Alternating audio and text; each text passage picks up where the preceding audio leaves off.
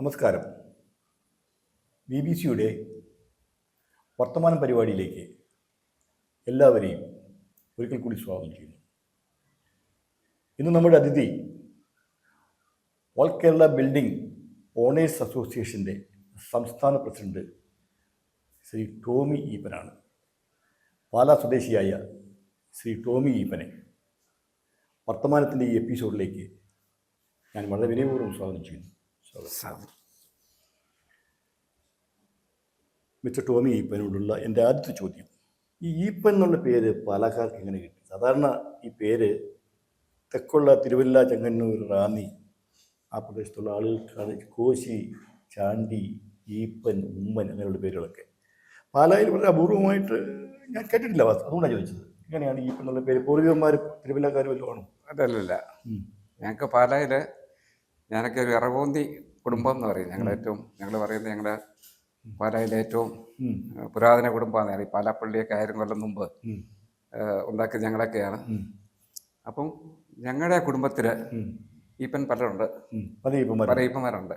പക്ഷെ വേറെ മറ്റ് വീടുകളിൽ പാലയിൽ അങ്ങ് വേറെ കേട്ടിട്ടുണ്ടോ? ആ പ്രദേശത്ത് ഈപ്പന്മാരോ ചാണ്ടിയോ കോശി അങ്ങനെയുള്ള പേരുകളൊക്കെ കേൾക്കാറുണ്ടോ? ഇല്ലല്ലോ. ചാണ്ടിയുണ്ട്, KM ചാണ്ടിയൊക്കെ ശരിയാ. എന്നോടും പലരും തരുമ്പോ ഈപ്പൻ എന്ന് പറയുമ്പോൾ എല്ലാവർക്കും ഇഷ്ടമല്ല പേരാണ്. എന്റെ പേര് ഷാജി ഈപ്പൻ. പക്ഷെ ഷാജി ഈപ്പൻ എന്നുള്ള പേര് എന്റെ പൂർവികന്മാരെല്ലാം തിരുവല്ലക്കാരാണ്. അമ്മ വീട് തൊടുപുഴ ആയതുകൊണ്ടാണ് അങ്ങനെ തൊടുപുഴയ്ക്ക് വന്നത്. അപ്പൊ ഈ പേര് ആദ്യം കേട്ടപ്പോ എനിക്ക് അത്ഭുതം തോന്നി, സെയിം പേര് എങ്ങനെ ഈപ്പൻ എന്നുള്ള പേര് വന്നത്. എന്റെ മോന്റെ പേര്, എന്റെ പേര് ടോമി ഈപ്പൻ. ഞാൻ എന്റെ മകനെ ഈപ്പൻ എന്നുള്ള ഇഷ്ടമാണ്. ഈപ്പൻ ടോം തിരിച്ചിട്ടു. കുഞ്ചാക്കോ ബോബൻ എടുത്തു അല്ലേ? അങ്ങനെ. സാർ, എൻ്റെ അടുത്ത ചോദ്യം, സാർ ഇപ്പോൾ ഓൾ കേരള ബിൽഡിംഗ് ഓണേഴ്സ് അസോസിയേഷൻ്റെ സംസ്ഥാന പ്രസിഡന്റാണ്.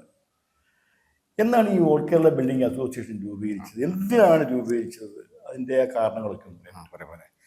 ഞാൻ 2008 ഞാൻ ഈ സംഘടന രൂപീകരിക്കുന്നത്.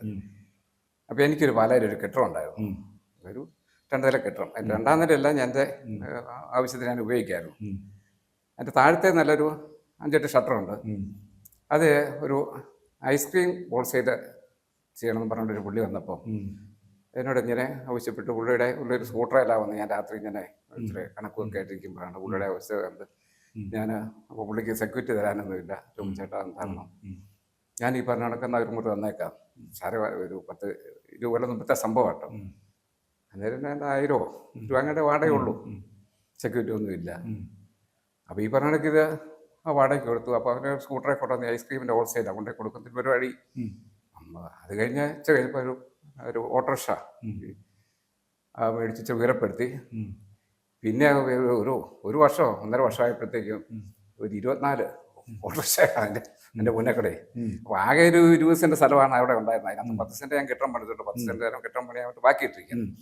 അപ്പോൾ ആ 10 സെൻറ്റ് മുഴുവൻ കൈയിറക്കി. പിന്നെ എൻ്റെ ആ കെട്ടിടത്തിൻ്റെ പാർക്കിംഗ് ഏരിയ എല്ലാം കൈയിറക്കി. അവിടെ മറ്റു ആൾക്കാർക്ക് വിടത്തില്ല. ഇവന് നല്ല ബിസിനസ്സായി. അതിപ്പോൾ എൻ്റെ വണ്ടി വരെ റോഡിടേണ്ട സ്ഥിതിയിലോട്ട് വന്നു. അപ്പം ഞാൻ പറഞ്ഞു പറ്റിയല്ല, പുള്ളിയായിട്ട് അഭിപ്രായ വ്യത്യാസമായിപ്പോയി.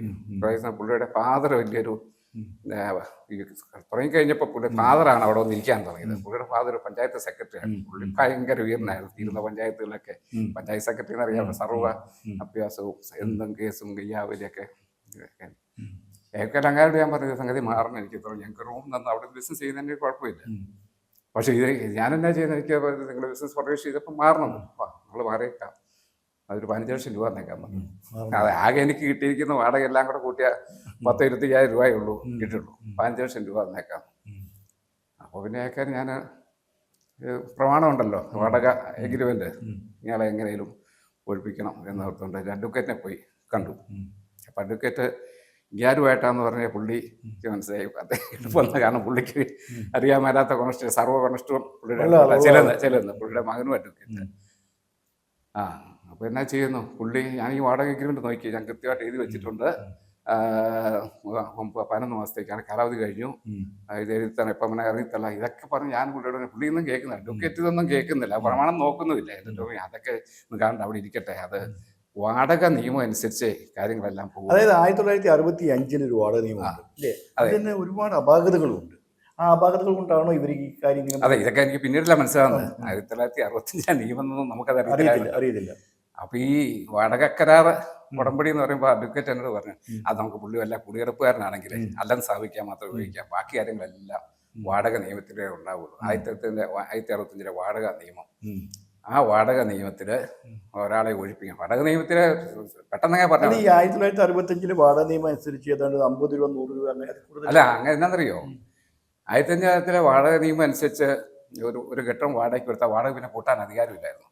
വാടക കൂട്ടാനില്ല. എത്രയാണ് ആ എഗ്രിമെന്റ് പറഞ്ഞിരിക്കുന്നത് മാത്രമേ മേടിക്കാൻ പറ്റുള്ളൂ. എത്ര വർഷം കഴിഞ്ഞാലും അത് 50 രൂപ. അന്നേരം ഈ അന്നത്തെ അനുസരിച്ച് 50 രൂപ 100 രൂപ എന്നൊക്കെയുള്ള നല്ല വാടക നോട്ട്. നല്ല വാടകയാണ്.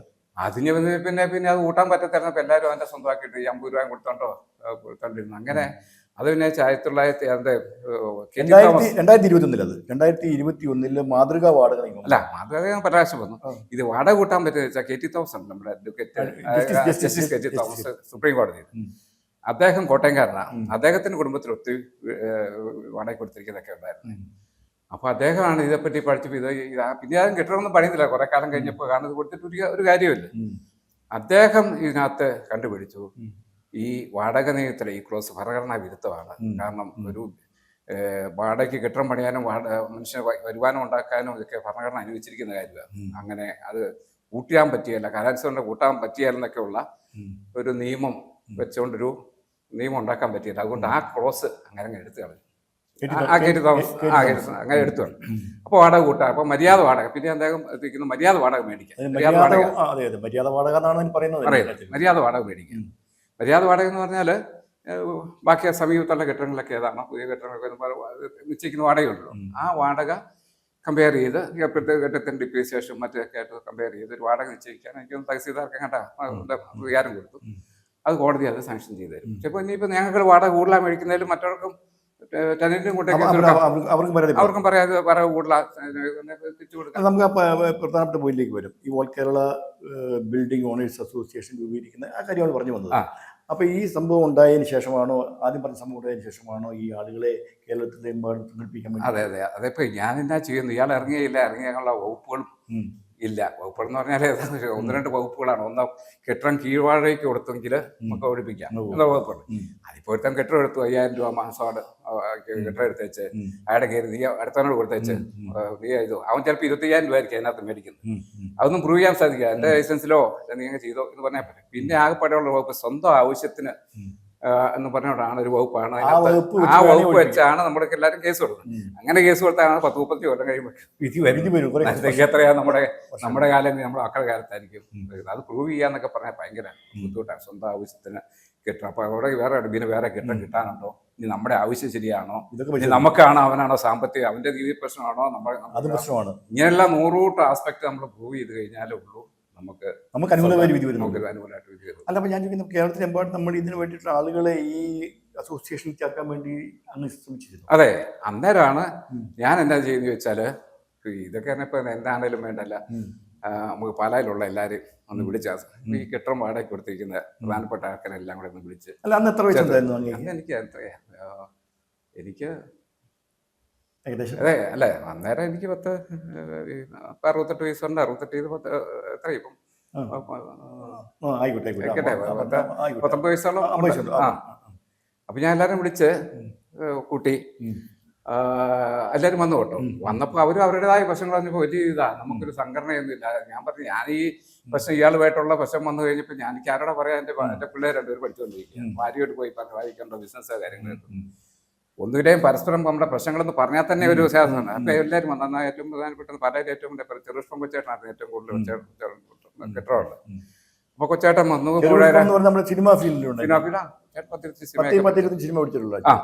കൊച്ചേട്ടനായിരുന്നു ഇതിനകത്ത് ഏറ്റവും വലിയ താല്പര്യത്തോടെ കൊച്ചേട്ടൻ വന്നു.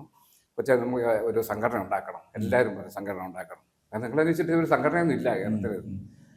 അപ്പോൾ കൊച്ചേട്ടൻ പറഞ്ഞു, അത് ഞങ്ങളിപ്പോൾ അതിൻ്റെ പ്രസിഡന്റ് ആക്കാനും അപ്പം കൊച്ചേട്ടൻ പറഞ്ഞു, ടോമി തന്നെ എൻ്റെ പ്രസിഡന്റ് ആയിരുന്നാലേ ഞങ്ങൾ ആ മറ്റത്തി വക്കച്ചൻ ചേട്ടനൊക്കെ ഉണ്ടായിരുന്നു, MP ഒക്കെ. അദ്ദേഹത്തെ ഞാൻ സെക്രട്ടറി. അപ്പം പുള്ളി അന്നേരം അത് പുള്ളിയൊക്കെ പ്രായമായി, പുള്ളിയൊന്നും കേരളം മുഴുവൻ ഓടി നടക്കുകയില്ല.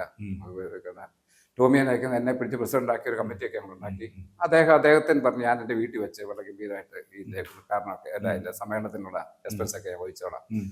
നമുക്ക് നേരത്തേക്ക് വന്ന് ഞങ്ങളെ സമയത്ത് അറിയപ്പെടുന്ന പ്രധാനപ്പെട്ട വ്യക്തികളൊക്കെ വിളിച്ച് വളരെ ഗംഭീരമായിട്ടൊരു മനസ്സാറ് പല എന്ന് പറഞ്ഞാൽ മനസ്സാറാണല്ലോ. മനസ്സാറിൻ്റെ കൊണ്ട് അതിന്റെ ഔപചാരിക ഉദ്ഘാടനം നടത്തി. എത്ര പേര് അന്ന് പങ്കെടുത്തു കേരളത്തിൽ?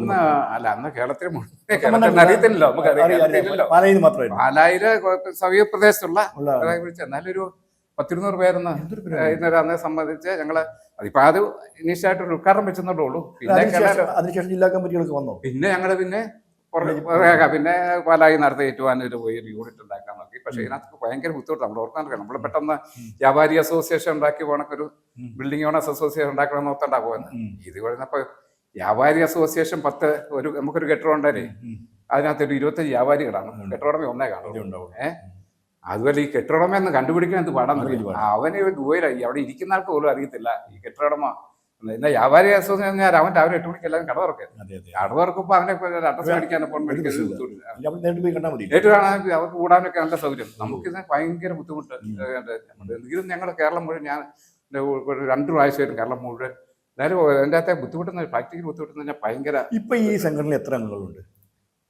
സംഘടന ഇപ്പൊ ഒരു 5000 മുകളിൽ അംഗങ്ങളുണ്ട്. 5000. ഇതിന്റെ സംസ്ഥാന കമ്മിറ്റി എത്ര പേരുണ്ട്? അല്ല, സംസ്ഥാന കമ്മിറ്റി ഞങ്ങളുടെ 24 പേരാണ്. കമ്മിറ്റി വൈസ് പ്രസിഡന്റ്, സെക്രട്ടറി, അങ്ങനെയല്ല. ഇപ്പൊ ഭംഗിയായിട്ട് പോകുന്നു. സംഗതി ഭംഗിയായിട്ട് പോകുന്നത്. പിന്നെ അതിനകത്തുള്ള ബുദ്ധിമുട്ടെന്ന് പറഞ്ഞാല് ഈ ഞങ്ങളുടെ ഈ ബിൽഡിംഗ് ഓണേഴ്സ് അസോസിയേഷൻ അല്ല ഈ പ്രായം ചെന്നവരാണ്. കാരണം ഈ മിക്കവാറും പിള്ളേർക്ക് ഇത് ഉൽപ്പത്രം അനുസരിച്ചൊക്കെ കൊടുക്കുള്ളൂ. ഞാൻ മരിക്കുമ്പോൾ എൻ്റെ മക്കൾക്കെന്ന് പറയണ്ടല്ലോ. വ്യാപാരത്തിൽ ഒത്തിരി ചെറുപ്പക്കാരും ഒക്കെ ഉണ്ട്. ഞങ്ങളുടെ സംഘടനയെ പറ്റത്തുള്ള എല്ലാം ഈ പ്രായമായവരാണ്. അവർക്ക് ഒരു മീറ്റിംഗ് വിളിച്ചാൽ വരാനുള്ള ബുദ്ധിമുട്ട് ഇത് അങ്ങനെയൊക്കെയുള്ള. അത് നിങ്ങളുടെ സംഘടനയെ കുറിച്ചാണ് എനിക്ക് ചോദിച്ചത്. പ്രസിഡന്റാണ് ഇപ്പോൾ. അതിനൊക്കെ മുമ്പ് പാലായില് നിരവധി ക്ലബ്ബുകളുടെ രൂപീകരണത്തിനും അതുപോലെ അതിൻ്റെ ഭാരവാഹിയായി മാറാനും അങ്ങേക്ക് സാഹചര്യമുണ്ടായി. അതിൽ പ്രധാനപ്പെട്ടതെന്ന് പറയുന്നത് പൈനിയർ ക്ലബ്ബാണ് അല്ലേ? അല്ല, പൈനിയർ ക്ലബ്ബ് എന്ന് പറയുന്നത് ഞാനൊക്കെ ചെറുപ്പത്തിലേ എനിക്ക് 10ാം ക്ലാസ് കഴിഞ്ഞപ്പം ഞങ്ങൾക്ക് സെന്റ് വിൻസെന്റ് പാലായിൽ ഇപ്പോഴത്തെ ചാവറ സ്കൂൾ, ഇപ്പം കേരളത്തിലെ ഏറ്റവും വലിയ പിള്ളേരുള്ള ഇതാണ്. അത് പാല സെന്റ് വിൻസെന്റ്. അവിടെ ഒരു അച്ഛനുണ്ടായിരുന്നു. അച്ഛൻ ഞാനൊക്കെ അതെ സെന്റ് വിൻസെന്റ് സ്കൂള്. എന്നിട്ട് ഞാനൊക്കെ എൻ്റെ 3rd ബാച്ചാ. അവരുടെ ഏറ്റവും ഭയങ്കര ഫീസൊക്കെ അവിടെ. ഞാനൊക്കെ എൻ്റെ കരയെന്നൊക്കെ ഞാൻ മാത്രം ഉണ്ടായിരുന്നു. അപ്പം ഞങ്ങള് അവിടെ പഠിച്ച പിള്ളേരെല്ലാം കൂടി അച്ഛനൊരു നമുക്കൊരു ക്ലബ്ബ് ഉണ്ടാക്കണം എന്ന് പറഞ്ഞൊരു ക്ലബ്ബ്. അതിനാണ് പൈനിയർ ക്ലബ്ബ്. ഞങ്ങള് 10 രൂപ. അച്ഛന് കുറച്ച് സോഷ്യൽ വർക്ക് ചെയ്യണം. പിന്നെ എല്ലാവരുമായിട്ടുള്ള എനിക്ക് കുറച്ച് യൂത്ത് വിങ്ങാണ്. അത് പിന്നെ ഞങ്ങളെ അച്ഛനൊക്കെ ഇരുന്നോട്ട് ഞങ്ങൾ പേര് വിട്ടു. ഞങ്ങൾക്ക് യുവനൈൽ സെന്റർ ഞങ്ങൾ പേര് അച്ചടിച്ച് വളർത്തി വന്നപ്പോൾ ഒരു പ്രൊഫസർ കണ്ടപ്പോൾ യുവനൈൽ സെന്റർ, യുവനൈൽ എന്ന് പറഞ്ഞാൽ ഈ മോശം പിള്ളേരെ കൊണ്ട് പാർപ്പിക്കുന്ന സ്ഥലമാണ്, നിങ്ങൾ അങ്ങനെയാണോ പേരിട്ട്? ഞങ്ങൾ പറഞ്ഞു നമുക്കറിയത്തില്ലായിരുന്നു. ഞങ്ങളെ പേരെല്ലാം മാറ്റി പൈനിയർ ക്ലബ്ബ്. അവിടെ നിന്നാണ് എനിക്ക് വാസ്തവത്തിൽ ഒരു സംഘടന ലീഡർഷിപ്പ് ക്വാളിറ്റി എങ്ങനെ സംഘടിപ്പിക്കുന്ന ആളുകളെ എന്തൊക്കെ പറയണം, ബൈലോ എന്താണ്, നിയമപരമായിട്ട് എങ്ങനെ നീങ്ങണം, ഈ കാര്യങ്ങളെല്ലാം അടിത്തറ കിട്ടി സത്യത്തിൽ പൈനിയറിന് ശേഷം സ്പൈസസ് വാലി ക്ലബ്ബ്. അല്ലാതെ പൈനിയർ ക്ലബ്ബ് അതിനകത്ത് പഠനം കഴിഞ്ഞ് പിന്നെ ഞങ്ങൾക്ക് പാല ലയൺസ് ക്ലബ്ബ്. പാല ലയൺസ് ക്ലബ്ബ് എന്ന് പറഞ്ഞാൽ അന്നത്തെ ഏറ്റവും ഒരു 52 കൊല്ലം മുമ്പ് പാലായിലെ ഏറ്റവും സമ്പന്നന്മാര്, അതേ സർവീസ് ഓർഗനൈസേഷൻ എന്ന് പറഞ്ഞാലും അത് അന്നത്തെ ഏറ്റവും സമ്പന്നന്മാർ 10-25 പേര് കൂടി ഉണ്ടാക്കിയൊരു പല ലയൺസ് ക്ലബ്ബ്. അത് ഏറ്റവും പ്രഗത്ഭന്മാരായിരുന്നു എല്ലാവരും. അന്ന് ഈ 50 വയസ്സുള്ള കാറ് ഉള്ളവരൊക്കെ ഉള്ള കുറവാണ്. ഏറ്റവും ഫസ്റ്റ് കാറ് മേടിക്കുന്നവരൊക്കെ അതിനകത്ത് ക്ലബ്ബിൽ ചേർക്കുന്നത്. അപ്പൊ അവര് ഇങ്ങനെ എന്താ വെച്ചാൽ ഈ പ്ലാന്റർമാരൊക്കെയാണ് എന്നിട്ട് ഇന്നിപ്പം ഉദ്യോഗസ്ഥന്മാരൊക്കെ നല്ല രീതിയിലാണല്ലോ. അന്ന് ആ ഉദ്യോഗസ്ഥന്മാരൊന്നും ആരും പ്ലാന്റർമാര്. അപ്പൊ എത്ര തോട്ടം ഉള്ള 10-20-150 തോട്ടമുള്ളവർ അങ്ങനെയൊക്കെയുള്ള പ്ലാന്റർമാര്, പിന്നെ വലിയ സ്വർണ്ണ വ്യാപാരികള്, വലിയ ബിസിനസ്സുകാര്, ഡോക്ടേഴ്സ്, എഞ്ചിനീയേഴ്സ്, സിഎക്കാര്, പിന്നെ അങ്ങനെയുള്ള ഒരു ബാങ്കിമാരന്മാർ ഇങ്ങനെയൊക്കെയുള്ള പേരൊക്കെ ഞാനൊക്കെ ചേരുമ്പോഴേ ഞാനൊക്കെ അത് കഴിഞ്ഞൊരു 10 കൊല്ലം തുടങ്ങി 10 കൊല്ലം കഴിഞ്ഞാണ് ഞാനൊക്കെ എന്നൊക്കെ പിന്നെ അവിടെ വിളിച്ച് സെക്രട്ടറി ആയിട്ട് വന്നു. പാലായില് തിരുവല്ല എന്നൊക്കെ പറഞ്ഞാൽ ഒരു അച്ചായന്മാരുടെ നാട്. അച്ചായന്മാർ. ഞാൻ പറഞ്ഞ അച്ചായന്മാരാണ്. പക്ഷെ പാല എന്ന് പറയുമ്പോൾ ഒരു കൊച്ചേട്ടന്മാരുടെ നാട്. ഒരുപാട് കൊച്ചേട്ടന്മാര് ഇതിലൊക്കെ ക്ലബ്ബുമായി ക്ലബ്ബ് കൊച്ചേട്ടന്മാരെന്ന് പറഞ്ഞാൽ കൊച്ചേട്ടൻ മലയിൽ കുറെ ഞങ്ങളെപ്പോഴും പറയും പാലയിൽ കുറെ കൊച്ചേട്ടന്മാരുണ്ടായിരുന്നു. പാലയിൽ ഒരു കാലത്ത് എന്റെയൊക്കെ ചെറുപ്പത്തിൽ മറ്റത് അതാണ് ഈ ചെറുപുഷ്പം കൊച്ചേട്ടൻ. ചെറുപുഷ്പം കൊച്ചേട്ടൻ. പാലായിലെ ഏറ്റവും വലിയ ബിസിനസ്സുകാരനാണ് ചെറുപുഷ്പം കൊച്ചേട്ടൻ. അങ്ങനെ 10-25 സിനിമയൊക്കെ പിടിച്ച് പിന്നെ മറ്റത്തി കൊച്ചേട്ടൻ എന്ന് പറഞ്ഞാല് ഈ കുരുമുളകിന്റെ ഒക്കെ അങ്ങേരാണ് വിളയിച്ചിരിക്കുന്നത്. പാല കുരുമുളക് പാലാന്നായിരുന്നല്ലോ. ചെട്ടിപ്പറമ്പി കൊച്ചേട്ടൻ, പിന്നെ വടയാറ്റ് കൊച്ചേട്ടൻ, വെള്ളിയപ്പള്ളി കൊച്ചേട്ടൻ. അതിന്റെ കാലത്ത് എല്ലാ പാലയിലെ വ്യാപാരി രംഗത്തെ പ്രഭുമാരെല്ലാം ഈ കൊച്ചേട്ടന്മാരാണ്. അങ്ങനെയായിരുന്നു ചേട്ടന്മാരുടെ. പാല വലിയ പ്രശസ്തരായിട്ടുള്ള ആളുകൾ സംഭാവന ചെയ്തിട്ടുള്ള ഒരു പട്ടണമാണ്. ഇപ്പൊ ബിഷപ്പ് വയൽ തിരുമേനി, അതുപോലെ KM മാണി, KM ചാണ്ടി, അതുപോലെ മാണിച്ചിന്റെ ചെറിയ father Cheriyan Kappan municipal chairman, പുള്ളി MLA ആയിരുന്നു, MP ആയിരുന്നു. ഈ കേരള കോൺഗ്രസ് ഒക്കെ രൂപീകരിക്കുമ്പോൾ അങ്ങനെയാണ് ചെയർമാനായിട്ട് തീരുമാനിച്ചത്. ചെറിയാൻ കാപ്പന്റെ ഫാദറായി പിതാവ്. പുള്ളി തന്നെ അവിടുത്തെ ഒരു രാഷ്ട്രീയത്തിലൊക്കെ ചാണ്ടി സാർ, പിന്നെ RV തോമസ്, ശ്രീ തോമസ് സാറിന്റെ ഒക്കെ ഫാദർ, രാമപുരത്തെ RV തോമസ്. പല KM ചാൻസന്റെ തന്നെയല്ലേ മനോരമയിലൊക്കെ ആയിരുന്നു. പാലായിട്ടധികം ബന്ധമില്ലായിരുന്നു.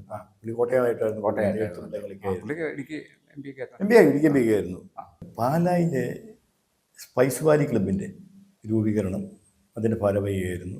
അതുകൂടെ ലയൺസ് ക്ലബിലൂടെ താങ്കൾ ഒരുപാട് കാര്യങ്ങൾ പാലായ്ക്ക് വേണ്ടി ചെയ്തിട്ടുള്ള ഒരു വ്യക്തിയാണ്. അതിനെപ്പറ്റി ഒന്ന് പറയാമോ? ഞാനേ പാലാ ലയൺസ് ക്ലബിൽ ജോയിൻ ചെയ്ത് എവിടെയായിരുന്നു ഒരു എൻ്റെ ചെറുപ്പത്തിൽ 10-30 വയസ്സായപ്പോൾ ഞാൻ അതിനകത്തെ ക്ലബ്ബിൽ ചേർന്നേ. അതൊരു 4 കൊല്ലം കഴിഞ്ഞപ്പോൾ എന്നെ പിടിച്ച് അതിൻ്റെ സെക്രട്ടറിയാക്കാം. സെക്രട്ടറിയൊക്കെ ആക്കുന്ന സാറിന് 19 വയസ്സ് എന്നാണ് ഒരു പ്രാവശ്യം ഒരു ചെറുപ്പക്കാരൻ വേണമെന്ന് പറഞ്ഞുകൊണ്ട് എന്നെ പിടിച്ച് അതിൻ്റെ സെക്രട്ടറിയാക്കി. ഞാനത് വളരെ ഭംഗിയായിട്ടത് ആ ഒരു വർഷം വളരെ ഫാമിലി മീറ്റിംഗ് മറ്റെല്ലാം എല്ലാം സംഘടിപ്പിച്ചപ്പോൾ അപ്പോൾ ഞങ്ങൾക്കുണ്ട് ഈ ക്ലബ്ബ് കഴിഞ്ഞാൽ പിന്നെ അടുത്ത ഒരു ക്ലബ്ബ് സ്പോൺസർ ചെയ്യും. നമ്മുടെ ഈ പള്ളിയിലൊക്കെ ഇടവക ഇതാകുമ്പോൾ അടുത്ത ഇടവക അപ്പോൾ ഇൻ്റർനാഷണൽ റൂൾ. അപ്പോൾ പാലാക്ക് ഒരിക്കലും പാലാ ക്ലബിന് ഒരിക്കലും ഇതാകാൻ പറ്റിയില്ല, ഒരു ക്ലബ്ബ് സ്പോൺസർ ചെയ്യാൻ പറ്റിയില്ല. അതിന് പറ്റിയ ആളെ കിട്ടാണ്ടായിരുന്നു. അപ്പോൾ എന്നൊക്കെ അന്ന് ജെയിംസ് ചെറിയാൻ മരുതുക്കുന്നെന്ന് പറഞ്ഞാലായിരുന്നു എല്ലാം ഓർഗനൈസ് ചെയ്യുന്നത്. അദ്ദേഹം പല ക്ലബ്ബ് ഉണ്ടാക്കുമ്പോഴാണ് അദ്ദേഹം പറഞ്ഞു ടോമിയെ മുൻനിർത്തി നമുക്ക് അടുത്തൊരു ക്ലബ്ബ് ഉണ്ടാക്കണം. നമ്മുടെയൊക്കെ മക്കളെല്ലാവരും ആയി. അപ്പം ഞാൻ യൂത്താണ് ചെറുപ്പക്കാർ, മക്കളെല്ലാം കൂടെ ചേർത്തൊരു ക്ലബ്ബ് ഉണ്ടാക്കണം, ഇവിടെ തന്നെ നമുക്ക് സൗകര്യങ്ങളെല്ലാം കൊടുക്കണം. അങ്ങനെയാണ് അദ്ദേഹമാണ് ഇങ്ങനെ ഈ പേരുമൊക്കെ കൊടുത്തത് സ്പൈസ് വാലി. അപ്പോൾ അത് ഗംഭീരമായിട്ട് ഞങ്ങളൊരു 40 പേരടങ്ങുന്ന ഒരു ക്ലബ്ബ് ഉണ്ടാക്കി. ആ ക്ലബ്ബ് ഉണ്ടാക്കി വർഷം എന്ന് പറഞ്ഞാൽ 98. അത് കഴിഞ്ഞ് ഞങ്ങള് ഗംഭീരമായിട്ട് അവിടെ 5 വർഷം അവിടെ കൂടെ ആ ക്ലബ്ബ് അവിടെ തന്നെ തുടങ്ങിയിട്ട് ആദ്യ 3 മാസത്തിനുള്ളിൽ ഞങ്ങളുടെ പാലാ മുനിസിപ്പാലിറ്റിയിൽ അതേക്കുള്ള സ്ഥലം മേടിച്ചു. മുനിസിപ്പാലിറ്റിയിലാണ് അതൊക്കെ സ്ഥലം. അപ്പോൾ സ്ഥലം മേടിക്കാൻ ഇപ്പോൾ ഈ ജെയിംസ് ചേട്ടൻ എന്നോട് പറഞ്ഞു, ടോമി അതൊക്കെ കാശങ്ങ മുടക്ക് 5 ലക്ഷം രൂപ എന്ന് വേണം. ഇത് ഇത്ര വേണ്ട, 98 ലക്ഷം നല്ല എമൗണ്ട് ആണ്. അതൊക്കെ നമുക്ക് എങ്ങനെയും ചിട്ടിയൊക്കെ നടത്തി അങ്ങനെയൊക്കെയാണ് ഞങ്ങളുടെ ഏക്കറന്ന് സ്ഥലവും മേടിച്ചു. ഒരു വർഷം കഴിഞ്ഞപ്പോൾ ഞാൻ സ്ഥലമൊക്കെ മേടിച്ചു. പിന്നെ കെട്ടുമണിയൊക്കെ വളരെ ഈസിയായിട്ട് നടക്കുക, കാരണം ഘട്ടമായിട്ട് സ്ഥലം മേടിയിലാണ് ഈ ക്ലബ്ബൊക്കെ ഉള്ള ഒരു ബുദ്ധിമുട്ട്. മറ്റേ ഒരാളെല്ലാം അടിത്തറയിട്ടു, ഇല്ലാതെ തീർത്തി മറ്റേ. അത് കഴിഞ്ഞ് അവിടെ ചെന്നിട്ടും പല ക്ലബ്ബിലായിരുന്നു മീറ്റിങ്ങുകളല്ല. എന്നിട്ടങ്ങ് ആരും പിന്നെ 5 പ്രസിഡന്റുമാർ, രണ്ടാമത് വന്ന് മാറ്റിയൊക്കെ എന്ന് പറഞ്ഞ ഒരു കോട്ടയം SP ആയിരുന്നു, അങ്ങേരായിരുന്നു. അതിൻ്റെ അവരാരും ഈ കെട്ടുമ്പണിയും വരാണ് ഇവിടുത്തെ സുഖ സൗകര്യങ്ങളൊക്കെ. അത് കഴിഞ്ഞപ്പോഴത്തേക്ക് 5 വർഷമായിരുന്നാണ് ഞങ്ങളെ ആവശ്യം പറയുന്നത്. 5 വർഷമായപ്പോഴത്തേക്ക് ഈ ജെയിംസ് ചേട്ടൻ പറഞ്ഞു, ടോമി കെട്ടിടം പണിതിട്ടില്ല, എനിക്ക് ഉത്തരവാദിത്തമില്ല, ഇവിടുന്ന് എല്ലാവരും കൂടെ പറഞ്ഞു വിടും, ടോമിയുടെ ക്ലബ്ബെന്നാണ് ഇത് അറിയപ്പെടുന്നത്, ടോമിക്ക് നാണക്കേട, ടോമി ഇനിഷ്യേറ്റീവ് എടുത്തെങ്കിൽ എന്നാ പറയാൻ. ഞാൻ പറഞ്ഞു ചേട്ടാ, ഞാൻ ഈ സ്ഥലം മേടിച്ചു കൊടുത്ത് കെട്ടിടം പോകും, ക്ലബ്ബ് നന്നായി പോകും, ഇവരാക്കെ എന്നെ ഞാൻ എന്നാ ചെയ്യുന്നു. അയക്കാരും അദ്ദേഹം പറഞ്ഞിട്ടുണ്ട്, പ്രസിഡന്റ് ചെയ്യാൻ നമുക്ക് കെട്ടിടം പണിതിരിക്കണം, അടുത്ത ഞാൻ തൊട്ട് ഇവിടെ പാലാ ക്ലബ്ബിൽ നിന്നല്ല മാറിക്കണം. പിന്നെ ഞാൻ തന്നെ പിന്നെ ഇനിഷ്യേറ്റീവ് എടുത്ത് ആദ്യം ആരും സഹിക്കാം. പിന്നെ ഒരാളെ കൺവീനറായിട്ട് വെച്ച് 6 മാസം കൊണ്ട്, അന്ന് പൈസയൊന്നും ഇല്ല, പൈസ ക്ലബ്ബിലൊന്നും ഇല്ല, ഇവിടെയൊക്കെ ഓരോ വർഷം കഴിയുമ്പോൾ തീരുമല്ലോ. അപ്പോൾ ഞാനപ്പോൾ ഒരു സാറുണ്ടായിരുന്നു, അലക്സാണ്ടർ സാറിനൊരു സാറിനോട് പറഞ്ഞു, സാറെ പക്വതയുള്ള സാറേ ഞാനുണ്ട്, സാറുണ്ട് കൺവീനറായിട്ടിരിക്കുക, ഞാൻ അപ്പോൾ കാശ് എവിടെയാണെന്നാ സാറ് ചോദിക്കുന്നു. അപ്പോൾ സാറോട് ഞാൻ പറഞ്ഞു, സാറേ ഇത് ഒന്നും പഠിക്കണം, അടിത്തറ ഞാനും ഇടാം, അതിന് എത്ര ചിലവാണെങ്കിലും തന്നേക്കാം. അന്നത്തെ കാലത്തേക്ക് ഏത് കാര്യത്തിനും മുന്നോട്ടിറങ്ങുമായിരുന്നു. അതെ, മുന്നോട്ടിറങ്ങി. അങ്ങനെ എൻ്റെ ഏതെങ്ങനെ അടിത്തറ ക്ലബ്ബ് അടിത്തറയിട്ട് ഭയങ്കര എക്സ്പെൻസായി ഇപ്പം നമ്മുടെ ദേശം. ഒത്തിരി മണ്ണ് ഈ ചതുപ്പ് നേരം അന്നത്തെ മണ്ണിൻ്റെ JCB വന്നിട്ട് ഇപ്പറയും മണ്ണൊക്കെ കൊണ്ട് ഞാനൊക്കെ രാത്രി മുഴുവൻ അവിടെ ഇരിക്കുക. ഈ മണ്ണ് ഒരു ലോഡ് വരുന്നു പോകുന്നു, അല്ലാതെ അതിൻ്റെ എണ്ണം എടുക്കണം. അതിൻ്റെ ഇടയ്ക്ക് പോലീസ് വന്ന് മണ്ണുകാരനെ പിടിക്കും. പിന്നെ അതിന് പോയ ശേഷം പിന്നെ അതിൻ്റെ വണ്ടി താന്നു പോകും. പിന്നെ പണിക്കാർക്ക് ആക്സിഡന്റ് വരുന്നത് ഈ പണിക്കാർ പോരിക്കൊണ്ട് വരികയായിരുന്നു. അങ്ങനെ അത് കഴിഞ്ഞ് ഈ പറഞ്ഞതൊക്കെ ഞാൻ പറഞ്ഞത് ഇപ്പോൾ സ്ഥലവുമായി ക്ലബായി സ്ഥലമായി കെട്ടിടവും പണി തന്നിട്ടുണ്ട്. ഇനി ഞാൻ പതുക്കെ വിരമിക്കുകയാണ്, പോകുന്നില്ല. നിങ്ങൾ എൻ്റെ ആണ്ടിലൊന്ന് ചാർട്ടർ പ്രസിഡന്റ് എന്ന് പറഞ്ഞ ഒരു ആദരിക്കണമെന്നൊക്കെ ഉണ്ട്. അതിൻ്റെ ഒരു നിയമത്തെ ഒരു പറയുന്നുണ്ട് എല്ലാ വർഷവും ഈ ചാർട്ടർ മെമ്പേഴ്സെയും അങ്ങനെ നിങ്ങൾ വിളിക്കുമെങ്കിൽ ഞാൻ വന്നേക്കാം. അങ്ങനെ 25 പിന്നീട് വന്നവരെല്ലാം കൂടെ കൂടി അവിടെ ക്ലബത്ത് ഡെവലപ്പ് ചെയ്തു കേട്ടോ. പിന്നെ ഇപ്പം എല്ലാ സൗകര്യമായില്ല. ആൾ കഴിഞ്ഞപ്പോൾ ഒരു മെമ്പർഷിപ്പ് എന്ന് പറഞ്ഞാൽ 1 ലക്ഷം രൂപ മേടിക്കാതെ. അങ്ങനെ ആകുമ്പോൾ ഒരു 10 ലക്ഷം രൂപ അവരുടെ അത് എക്സ്റ്റൻഷൻ വർക്ക് കിച്ചൺ റൂം ഉണ്ടാക്കി, ക്രിയേഷൻ റൂം ഉണ്ടാക്കി, ഇങ്ങനെ ബാക്കിയെല്ലാം വന്നവരൊക്കെ കൂടെ കൂടി ഇങ്ങനെ ഏറ്റവും ആസ്തിയോടെ ഒരു ക്ലബാക്കി മാറ്റിയെടുത്തു. 25ാമത്തെ വർഷം എൻ്റെ അടുത്ത് വന്ന എല്ലാവരും ഒന്ന് പറഞ്ഞു കൂട്ടാ നമുക്ക് ഗംഭീരമായിട്ട് ആഘോഷിക്കണം. അപ്പോൾ എനിക്കവിടെ ഓഡിറ്റോറിയം ഉണ്ട്, അവിടെ AC കൊണ്ട് നമുക്ക് അവിടെ വെച്ചാക്കാം. ഞാൻ ഏറ്റിരിക്കുന്നു. എനിക്ക് നല്ല സന്തോഷം, സാറ്റിസ്ഫാക്ഷൻ. കാരണം വെച്ചാൽ ക്ലബ് എത്ര വലുതായിപ്പോയി. കേരളത്തിൽ ഏറ്റവും വലിയ ക്ലബായി. അത് കഴിഞ്ഞേച്ച് അത് മന്ത്രിമാരും എല്ലാം വന്ന ഒരു ആഘോഷമൊക്കെ പിറ്റാണ് തൊട്ട് അവിടെ വഴക്കം വയ്യാവരി എല്ലായി എന്നാ പറയുന്നത്. നേരിടേണ്ടെന്ന് വെച്ചാൽ എൻ്റെ പേരിൽ ആ ട്രസ്റ്റ് എല്ലാം കിടക്കുന്നത്. ട്രസ്റ്റ് ഒരു ട്രസ്റ്റായിട്ടാണ് ഫോം ചെയ്തത്. ട്രസ്റ്റ് അതിൻ്റെ മാനേജിങ് ട്രസ്റ്റ് ചെയ്യട്ടെ. ഞാൻ സാധാരണ ക്ലബ് എന്ന് പറഞ്ഞ ഒരു സെറ്റിൽ എന്ന് പറഞ്ഞാൽ നമുക്ക് ഞങ്ങൾക്ക് ആരും പൈസ ഒന്നും മുടക്കില്ല. അപ്പം ചുമ്മാ 100 രൂപ മുടക്കി ഒരാളുടെ പേര് വെച്ചൊരു ട്രസ്റ്റ് ഉണ്ടാക്കിയിട്ട് കാണിച്ചു. എന്നിട്ട് ഞാൻ അതിൻ്റെ മാനേജിങ് ട്രസ്റ്റ് ആയിട്ട് അതിൻ്റെ പേരിലോ ട്രസ്റ്റിൻ്റെ ചെയർമാൻ എന്നൊരു എൻ്റെ പേരിലോട്ട് അവസ്ഥയൊക്കെ എഴുതി. അതിപ്പോൾ ഇനിയിപ്പോൾ എന്നാ ചെയ്യുന്നത്, എല്ലാവരും അങ്ങോട്ട് 100 കേസാണ്. ബോർഡ് തന്നെ പിരിച്ചു വിട്ടു ഇന്ത്യയിലാന്ന് പറഞ്ഞത്. അങ്ങനെ കിടക്കുന്നു. അങ്ങനെ ഒരു ക്ലബായി മാറി. ഏതെങ്കിലും ചാരിറ്റ അതിനകത്ത് നമ്മൾ അന്ന് തന്നെ എഴുതി വെച്ചിട്ടുണ്ട്. ഏതെങ്കിലും സംഭവിച്ചാൽ സമാനമായിട്ടുള്ള ചാരിറ്റബിൾ ട്രസ്റ്റ് കൈമാറണം. അപ്പോൾ ആ കാര്യം ഇപ്പോൾ ഒരു 1-2 വർഷത്തേക്ക് വാശി കഴിയുമ്പോഴത്തേക്ക് ഇനിയിപ്പോൾ ആരില്ല. എൻ്റെ മക്കളോട് ഞങ്ങളൊക്കെ ചോദിച്ചിട്ട് ആർക്കും അതിനകത്ത് താല്പര്യമില്ല. എൻ്റെ മക്കളില്ലാതൊക്കെ ഭയങ്കര അന്നത്തെ കാലത്ത് എല്ലാവരും ഞാൻ ചോദിച്ചു. ഞങ്ങളിപ്പോൾ ട്രസ്റ്റുകാർ 5 പേരായിരുന്നു. അതിന് ഒരാൾ മരിച്ചു പോയി, 4 പേരുണ്ട്. അവിടെ മക്കൾക്കും പിള്ളേർക്കൊന്നും താല്പര്യമില്ല. അവർക്ക് വേറെ സ്റ്റൈലാണ്. അപ്പോൾ ഇപ്പോൾ കുറച്ച് വഴക്ക് പിള്ളേരൊക്കെ മാറി കഴിയുമ്പോൾ അത് ഏതൊരു നല്ലൊരു പ്രസ്ഥാനത്തിന് കൊടുത്ത് മാറണം എന്ന്. അങ്ങനെ രാഷ്ട്രീയമുണ്ടോ? രാഷ്ട്രീയത്തിലൊട്ടുമില്ല. ഇടതുപക്ഷത്തോട് വലതുപക്ഷത്തോട് അങ്ങനെയൊന്നുമില്ല. ഒരു വോട്ട് ചെയ്യാന്നല്ലാതെ വേറെ രാഷ്ട്രീയം.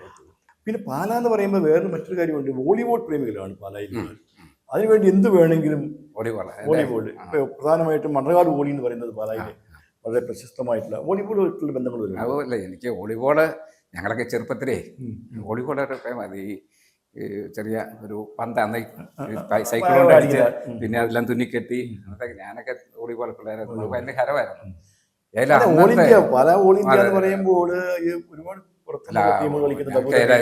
മൺറാട്ട് പാപ്പനെ പറ്റി അറിയാമോ? പാപ്പൻ ചേട്ടൻ മത്സരിച്ചു.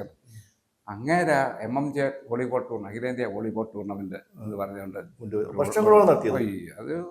അത് അന്നേ പിന്നെയാണ് നമ്മുടെ ഈ വോളിബോളിന്റെ ഇന്ത്യയിലെ മുഴുവൻ ഏറ്റവും പ്രധാനപ്പെട്ട ഗ്രാമങ്ങളിലേക്ക് വോളിബോൾ ചെന്ന് ചേരാൻ ഇടയായിട്ടുള്ള ടൂർണമെന്റ് ആയിരുന്നു മണ്ണർകാട് ടൂർണമെന്റ്. അത് മുഴുവൻ ജോർജ് മാത്യു എന്നുകൊണ്ട് ഇവരെല്ലാം മാനുവല് ഗോപിനാഥ് അവരെല്ലാം. അതല്ല, അതൊക്കെ ഞങ്ങൾക്ക് അവിടെ പഞ്ചാബിൽ നിന്ന് വരുന്ന ബൽവന്ത് സിംഗ് പാലായിൽ ഒരു നാഷണൽ 72 നടന്നു തോന്നുന്നു. അങ്ങനെ ഒത്തിരി പേരുടെ പേര് നടക്കുന്നു. അവരൊക്കെ ഒന്ന് കാണാനായിട്ടേ അന്ന് ഫസ്റ്റ് അവർക്ക് ആർട്ടിലറി സെന്റർ സെക്കൻഡറാബാദ് അന്നത്തെ ഫസ്റ്റ് ട്രോഫി അടിക്കും. പിന്നെ EMI സെന്റർ സെക്കൻഡറാബാദ് അതൊക്കെ. അത് കഴിഞ്ഞിട്ട് പിന്നീട് 10 കൊല്ലം കഴിഞ്ഞപ്പോഴാണ് ഈ ജിമ്മിയോർ എല്ലാം പല സെന്റ് തോമസ് കോളേജ് പഠിക്കാൻ വരുന്നത്. സ്റ്റേറ്റ് ബാങ്ക് ഓഫ് ഇന്ത്യയുടെ വലിയ ടീമുണ്ടായിരുന്നു. അതൊക്കെ കാണുക എന്ന് പറഞ്ഞാലേ ഭയങ്കര ഒരു അനുഭവമായിരുന്നു, കാണാൻ പറ്റിയെന്നുള്ളത്. അത് പയ്യെ മൺറാട്ട് പാപ്പന്റെ കഴിവായിരുന്നു. സംഭാവന ചെയ്തിട്ടുണ്ട്. അദ്ദേഹം കാരണമാണ് അതൊക്കെ. എല്ലാവർക്കും ഇത് എങ്ങനെയും ചെയ്യാൻ പറ്റില്ല. പാല സെൻട്രൽ ബാങ്ക് എന്ന് പറയുന്നത് വളരെ പ്രശസ്തമായിട്ടൊരു ബാങ്കായിരുന്നു. ആ ബാങ്കുമായിട്ട് എന്തെങ്കിലും ബന്ധങ്ങളും കാര്യങ്ങളും? സെൻട്രൽ ബാങ്ക് എൻ്റെ കാലത്ത് വളരെ എപ്പോഴും അമ്മയൊക്കെ പറയുന്നേക്കാൻ നമ്മുടെ കാശ് പോയി. അത് ഏത് വർഷമായിരുന്നു? അത് അതിന്റെ ആസ്തികൾ വിറ്റ് തന്നെ എന്റെ കാശ് കൊടുത്തു എന്നുള്ളതാണ് ഞാൻ കേട്ടത്. അത് എന്നാ വെച്ചാൽ അവർക്ക് ചെറിയ അഹങ്കാരമൊക്കെ ഇപ്പൊ നമ്മൾ പറയുന്നത് കേൾക്കാം. ഈ കുട്ടുവാപ്പള്ളി സംബന്ധിച്ച കയ്യാലൊക്കെ അഹങ്കാര കൂട്ടങ്ക് മറ്റു ഇവരെല്ലാം കൂടെ കൂടി ഡയറക്ടർ ബോർഡായിട്ടേ. അപ്പൊ ഇവരന്ന് മൊറാർജി ദേശായി അവര് പറയുന്നത് റിസർവ് ബാങ്കിന്റെ ആൾ വരുന്നൊന്നും ഇവരൊന്നും അത്ര മൈൻഡ് ചെയ്ത് പെരുമാറിയ. അപ്പൊ അങ്ങേര് നല്ല സ്വാധീനമുള്ളതാണല്ലോ കേട്ടിട്ടേക്കാം. പിന്നെ ഇവര് കുറെ തിരുവരെയൊക്കെ വരും, ഇവരെ കാശ് കൊണ്ടെടുത്ത് തോട്ടം മേടിക്കും, അങ്ങനെയൊക്കെ ഉണ്ടായിരുന്നത്. ക്രമക്കേട് ഉണ്ടായിരുന്നു, ക്രമക്കേട് നടത്തിയിട്ടുണ്ട്. എന്നാലും നല്ല അത് വളരെ പ്രശസ്തമായിട്ടുള്ള ബാങ്ക് തന്നെയായിരുന്നു സെൻട്രൽ ബാങ്ക് എന്ന് പറയുന്നത്. ഇന്നിപ്പോ ഇതുണ്ടായിരുന്ന ഇവിടെ ഏറ്റവും വലിയ ബാങ്ക് സ്വകാര്യ ബാക്കി നാഷണലൈസ് ബാങ്കില്ല, അതിന്റെ ഏറ്റവും ടോപ്പ് ബാങ്ക് വരേണ്ട ബാങ്കായിരുന്നു. ഞങ്ങളുടെ പാലക്കാട് മുഴുവൻ പൈസ എല്ലാം അവിടെ ഇല്ലായിരുന്നു. പൈസ അപ്പൊ ഇവിടെ കിട്ടിയെന്ന് പറഞ്ഞാൽ കുറച്ച് കിട്ടി. അതിന്റെ നമ്മളെല്ലാം സമ്പാദിച്ച് ഇങ്ങനെ കൂട്ടി വെച്ച്. അങ്ങ് ഏത് കോളേജിലാണ് പഠിച്ചതൊക്കെ? അല്ല, ഞാനിപ്പോ ആന്ധ്യ സ്കൂൾ, ഞാനൊക്കെ ഈ കവിക്കുന്ന സ്കൂള് എന്ന് അറിയുന്ന സ്കൂൾ തൊട്ട് ഞാൻ പഠിച്ച M.Com വരെ പഠിച്ചു. M.Com പഠിച്ചു. പിന്നെ അത് കഴിഞ്ഞപ്പോ ഞങ്ങളൊക്കെ ഈ കുടുംബപരമായിട്ട് എല്ലാവരും ജോലി കയറുന്നവരാണ്. ഇപ്പോൾ ഈ പറയപ്പെടുന്ന ഓൾ കേരള ബിൽഡിംഗ് ഓണേഴ്സ് അസോസിയേഷന്റെ ഭാരവാഹി അല്ലാതെ വേറെ ഏതെങ്കിലും പ്രവർത്തിക്കുന്നുണ്ടോ? അല്ല, എനിക്ക് ബിസിനസ്സും കാര്യങ്ങളൊക്കെയാണ് കൂടുതൽ. അതിൻ്റെ അകത്ത് മറ്റേ ഒരു ബിൽഡിംഗ് ഓണേഴ്സ് അസോസിയേഷൻ ഒരു അസോസിയേഷൻ ഒരു ഭാരവാഹി. അതിന് വേണ്ടിയിട്ട് സമയം നമ്മൾ മാറ്റി വെച്ചിട്ടുണ്ട്. വീട്ടിലാരൊക്കെയുണ്ട്? ഞാൻ, വൈഫ്, എനിക്ക് 2 പിള്ളേരാണ്. പിള്ളേരെ 2 പേരും, മോളെ അവിടെ തന്നെ പാലയിൽ കെട്ടിച്ചിട്ട്, മോനും അവിടെ എൻ്റെ കാര്യങ്ങളൊക്കെ ഉണ്ട്. വളരെ നന്ദി ശ്രീ ടോമി ഈപ്പൻ, BBC പരിപാടി സ്വീകരിച്ചതിന്. Thank you very much. Thank U.